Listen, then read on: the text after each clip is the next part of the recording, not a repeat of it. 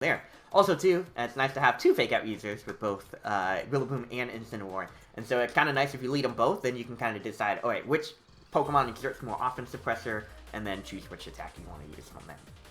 Alright, we got a battle against this player who has Incineroar and Grimmsnarl. Talk about, oh look, it's Kieran if he had Ogerpon on the team. Landorus, Fluttermane, and Metagross, which is a pretty interesting Pokemon to face off against. I think Blood Moon could work out really well, especially too. Guscops does a great job of denying, breaking screens. So, what we could do is lead Blood Moon and Dusclops. I mean, it's pretty safe for the most part. I think the main thing I have to watch out for is Taunt. It would mainly be from Grimmsnarl. But I could, if I'm worried about Taunt from Grimmsnarl, then I can lead for Rigorath. I don't mind doing that for now. I'll lead for Rigorath, Ursaluna. Oh, you know what? I'll lead for Rigorath, Primarina. Primarina looks great against this team. It's just Ogerpon.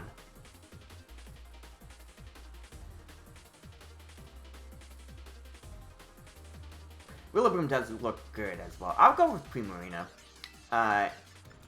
You know what? I'll go with Primarina, Dusclops, Ursaluna in the back with Rigorath.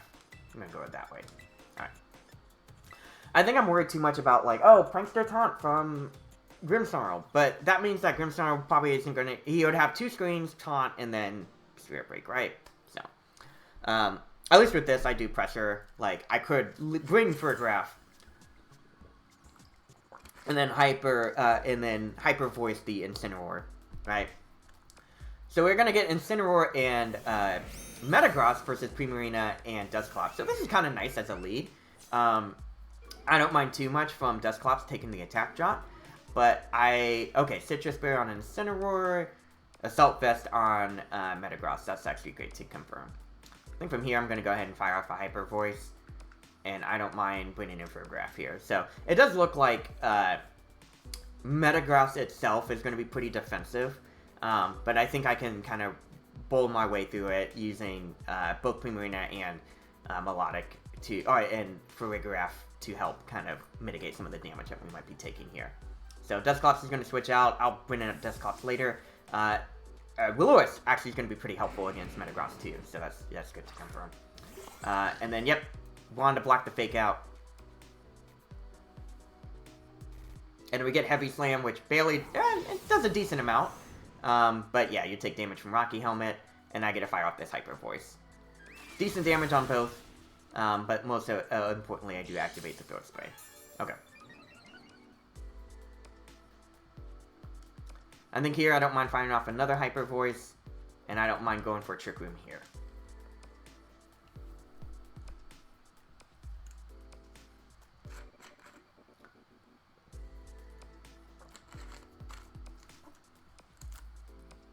They don't really have a safe switch into Primarina. Landorus is a tailable switch in. Yeah, and they committed an Terra here. So, most likely it's probably Incineroar using Grass Terra. Or a Dragon Terra, one of the two. Okay, it's Water Terra. Fine by me. You're still going to be taking a decent amount of damage. And I get your Terra out of the way, making it a little bit easier for my other Pokemon to kind of cleave through. So we get the Heavy Slam. That does actually a pretty decent amount of damage. We do fire up the Hyper Voice. Incineroar eats its berry. We do know Incineroar is slower than Primarina. That's helpful to note. Sure. And then Incineroar uses Knockoff. And that does a lot. I will be hurt by the Rocky Helmet there. And unfortunately, Rigorath is going to be knocked out. Okay.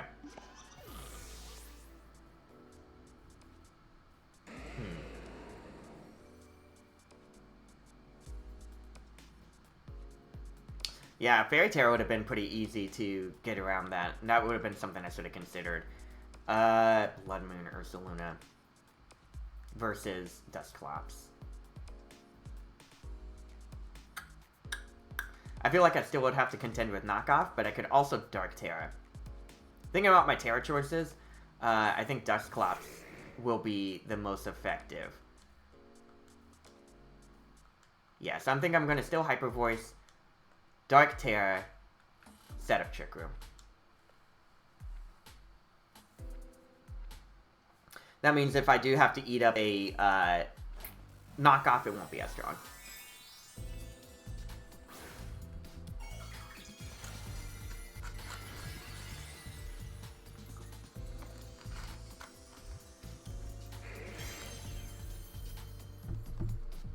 Yeah, so Supreme is going to go down thanks to the Heavy Slam. I'll deal with a knockoff, sure. But it shouldn't be enough to KO. It tickles. Yes, I lose my Eviolite. But now instead of Trick Room.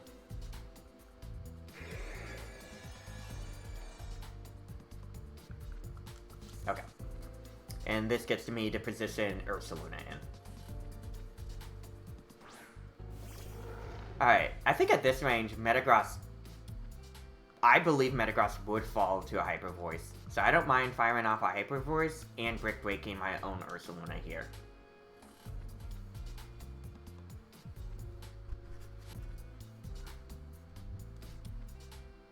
Metagross probably has something like Bullet Punch. But as long as I don't take too much damage, I should be able to bowl through the rest of the team. I got 4 turns to do this. So let's see what we can do to make it, how to make the magic happen.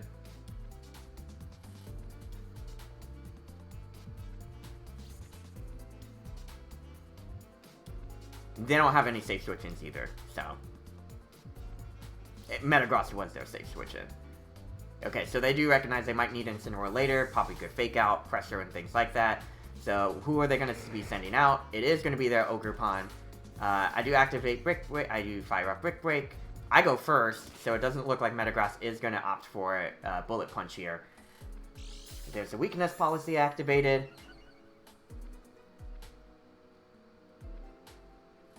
And I get to fire off the Hyper Voice. Not enough to knock out Metagross, unfortunately. But Metagross did opt for Heavy Slam on Dusclops, which is helpful. Yeah, I think another Hyper Voice plus a...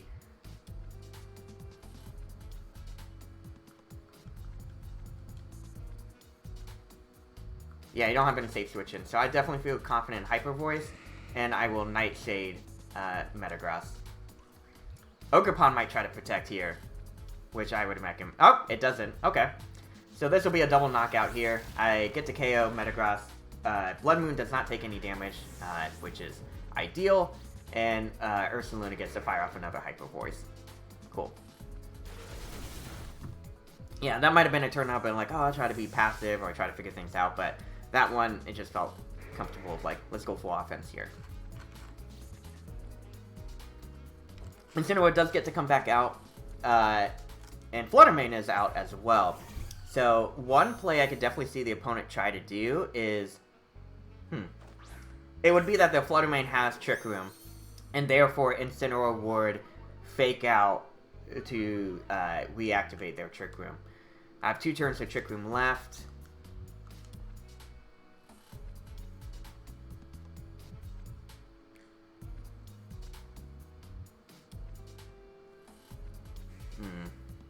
That's a very hyper-specific play. I'm down to Protect for now. And I don't mind Will-O-Wisp being into Incineroar. Or actually, use Nightshade into Flutter Mane to prevent any Focus Sash shenanigans. So, yeah, I mean, yeah, he really is huge. I mean, this guy is a towering bear, let me tell you. So, Fake Out did go into Ursaluna, which I'm glad that I predicted. And Flutter does go last, so it is the Fake Out. Oh, no, it is not the Trick Room play. Woo, okay, I'm glad that I called that out. Alright, in this case, we can just Hyper Voice, and I will Nightshade into Flutter.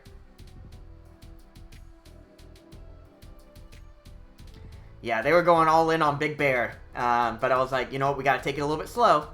We don't want to immediately do that, so... yeah, this combo is pretty strong. I am glad that I decided to Dark Terra. That allowed me to survive with the knockoff, which is huge. Yeah, Flutter is pretty much in KO range, and I think both go down here. Perfect! Let's go! Bear in the big blue house, baby! Oh, it's actually a blue stadium, too. That was awesome. That was a great battle. But yeah, this team was pretty strong and very bulky, and Dusclops does a great job. In ladder, Frisk is definitely great, but if you're playing in a live tournament where it's open team sheet, then you want to use Pressure. But yeah, that was awesome. We were able to activate. Thank you.